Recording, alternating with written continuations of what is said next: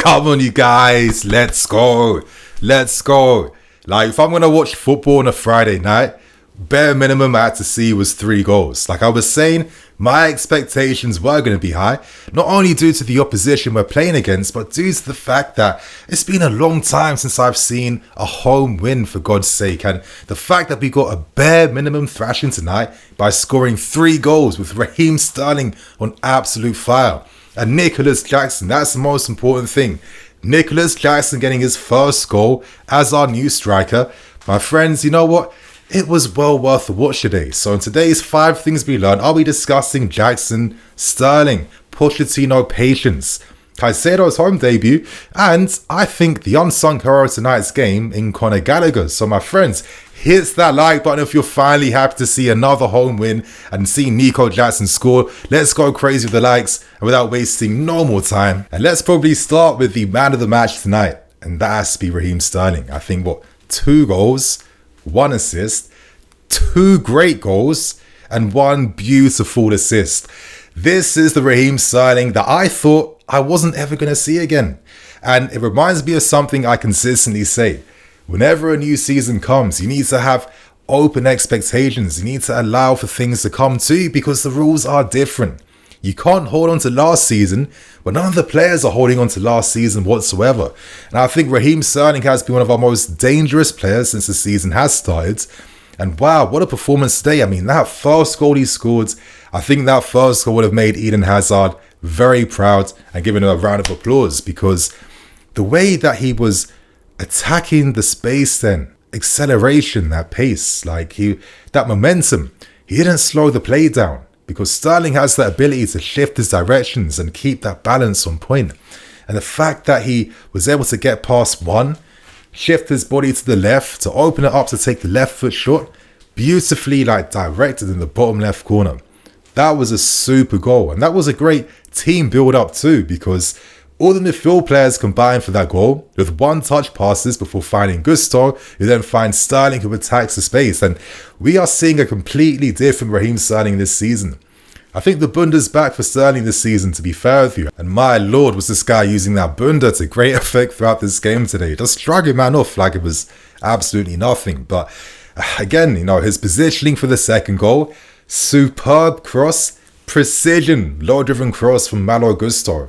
Thank God we aren't seeing these blind crosses played straight in the box without players putting their heads up to find a man. And Raheem Sterling will forever be in the right positions in the box to bury opportunities like that. And I have to say, his involvement for the third goal was just absolutely beautiful. I'm going to touch upon that third goal later on in this video. But Raheem Sterling just putting the icing on the cake with a beautiful assist to set up Nicholas Jackson. I think this was a Sterling performance from Sterling. Very cliched, I know. But Raheem today, I feel like this guy is absolutely back. And yeah, I've got new expectations around him. And to be honest with you, I didn't think I would see this type of Raheem Sterling anymore. And now we discuss Nicholas Jackson. I think tonight the whole fan base was hoping that he would finally get off the score sheet, because Nicholas Jackson is an all-out action style striker. And I think his involvement and impact, especially in the second half, gave this team new energy. I mean, the guy's willingness to run the channels, which he uses to great effect. I mean, I lost track at the amount of backheel passes that he was playing. Again, Eden Hazard would have been proud to have seen that type of source on the field tonight. And I love how his teammates play off of him. He is so intelligent. He is so technical. He presses really hard too. This is a Chelsea striker right here. And I've not seen a striker this silky on the ball in terms of being his man since probably Nicolas Anelka. And if Nico can be parts Drogba times Anelka, wow. I think we have a striker that you invest in, because he's 21, 22? This guy can be anything he wants to be over the next few years. But one thing I liked in the second half was that Nico was finally getting service, because I kind of feel like he does such a selfless role in terms of dropping deeper to bring his teammates into the game, that a lot of times Nico does get isolated. And I think at times people do criticize that, but look at the sheer desire and quality that came out in the second half. How many times was he playing Raheem Sterling in, or finding Ben Joel in behind as well too? So it was great that he got in the end of that move to score that goal, because he definitely deserved that. If there was any player I wanted to see score tonight, that was Nico Jackson. I think now he's got the first goal. That's going to be a great mental pressure off of him. And now I'm really excited to see what he does now against Nottingham Forest and future games too. But we can make this guy's life a lot easier if we sign an additional attacker. And I think to myself, what a shame that we didn't sign Mohamed Kudus, because Kudus in this team tonight, alongside Sterling and Nico, he would be that player these guys need to just even find different form and different heights. Now to move on, I want to discuss Pochettino patience, because I think when you watch a game like this, there was moments where we were a bit slow with our passing, and I was mentioning the fact that whenever we get the first goal, I feel like we don't increase the intensity and really kill teams off quickly to find the second goal. I feel like you have to smell blood in these moments, take advantage, and I constantly see the great teams like your Cities and Co's constantly get the first goal, then quickly get the second goal. So it's quite clear that we are still a work in progress at the moment. But I think it's also quite easy to fall in the trap of thinking, we're crap like last season. We aren't doing nothing. All the players are bad. We're not passing. What's all this money we're spending on? And then look how the game ended. 3 goals up. Maybe you're hoping we could have got a 4th goal as the game was going on too. And for me, it communicates one key thing, yeah? Getting the first goal is absolutely key, because when you get the first goal, it changes the entire tactical nature of the game. Why? Because Luton Town then started pressing us forwards, and they started playing higher and higher. For the first half, they weren't really looking to leave their half. And it does make it hard to break these teams down. Let's not pretend that Man City are regularly just destroying lower block teams 4-5-0.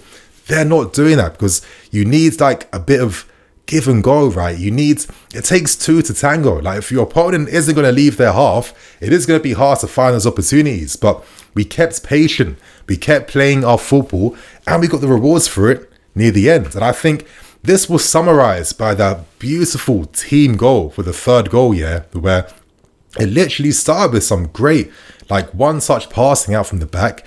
And I was seeing the Brian Caicedo coming out in that moment where, Luton pressed us really high. We played through their press easily.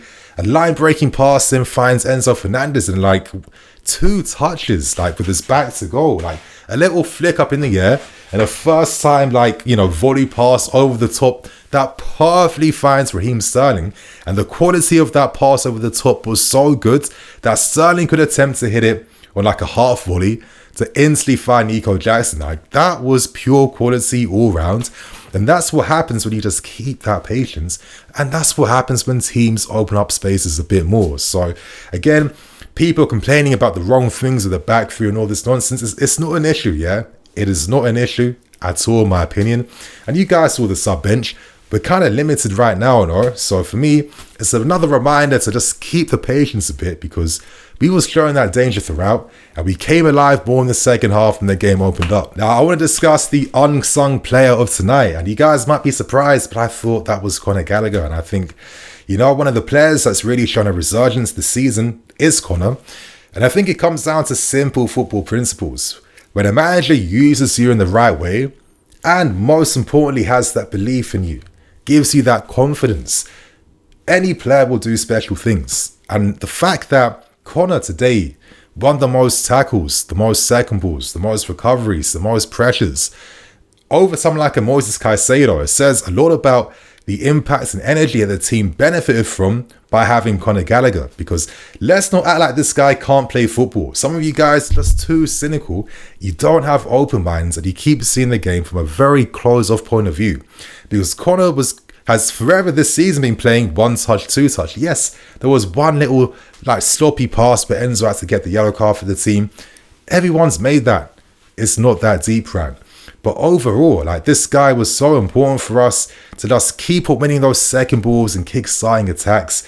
His link-up play alongside Enzo and Caicedo. You have to be a good player to play alongside Caicedo and Enzo to be on their same wavelength. And I think that Gallagher most definitely is. He was unlucky not to make it 4. He was finally making the late arrival inside the box. But I'm liking this role he's playing under Pochettino, and I can see why Pochettino has fought for this guy to remain with him. And I think there's even more upside to come from Conor Gallagher. And again, from the guy that started from last season to what he's showing right now, he's really developing really good. So I think Connor was very impressive tonight. And I have to say, for my final thing I learned, that was Moises Caicedo. A little bit of like a game of two halves. Now, he was not bad whatsoever, but what I mean by that was that in the first half, I felt like we weren't really finding him, right? I felt like Caicedo was finding options to receive passes in behind Luton Town's like strikers, and our defenders kept playing it wide all the time. You know, I think Silva was getting frustrated at Disasi for not stepping up like Colwell was, and that was slowing us down a bit. But I felt like once Luton started to press us high, you know, which was what I was hoping for, and when we had like a Connor or Enzo interchanging to form that little pivot at the back, I felt like Caicedo came to life a lot more, and he was playing those line-breaking passes, the kickstart moves and attacks, which is what he's renowned for during this time at Brighton, right? So it was really promising to see how Caicedo ended this game today. He got more involved, he had more touches, because in the first half, he had like, 28 touches. Like, he wasn't that involved. But second half, this was the real deal Caicedo. He's still a bit rusty, even though he didn't really show that tonight. But it's exciting to know that there's more upside to come from the player. And again, this guy will be a phenomenal player. And listen, I could have spoken about so many things today, like Enzo's really interesting role. I felt like he played the Khan's role in the first half, and it was a bit iffy. And then he played a more familiar, like deep midfield role. And then I thought this guy's influence, of course, was like unstoppable in that second half, playing balls in behind for fun to find runners. But my friends, these are the 5 things that I learned tonight, and hopefully now we can go on a bit of like a mini winning streak now. Next game is against Forest, and this looks like a winnable game. And let's hope before then we have then found a new attacking player to become an addition to this team, because I think we just need one more attacking guy that can carry, most importantly, carry the ball up the field to just like ease off some pressure from Nicholas Jackson, who can't do everything himself. So my friends, on that note, I am Nini FC, this is Blue Lions TV. I'll see you guys later with some more videos tomorrow.